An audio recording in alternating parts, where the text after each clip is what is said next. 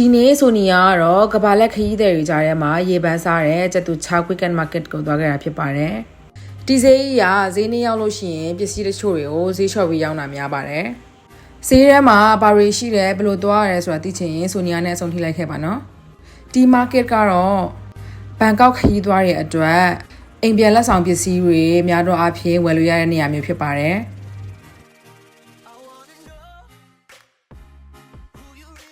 ဒါကတော့သူတို့ဈေးရက်မှာရှိတဲ့ကိုပိုင် brand တွေဖြစ်ပါတယ်ဈေးနေ့မှာဆိုရင်တချို့ဆိုင်တွေမှာနှစ်ထပ်ဝက်တစ်ထပ်လက်ဆောင်မျိုးတွေလည်းပေးတာမျိုးတွေ့ရပါတယ်ဒါကတော့ Made in Thailand နှစ်ထပ်ဝက်ပါ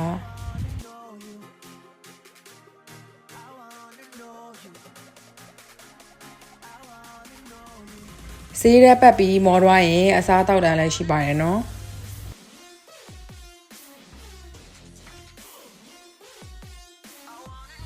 ကိုလိုချင်တဲ့အိမ်မွေးတရိတ်ဆန်ကိုပါရွေးယူပြီးတော့ဝယ်ယူလို့ရတဲ့နေရာမျိုးလည်းဖြစ်ပါတယ်။ဒါတွေအားလုံးကတော့သူတို့ရဲ့ market မှာရှိတဲ့တရိတ်ဆန်လေးပေါ့နော်။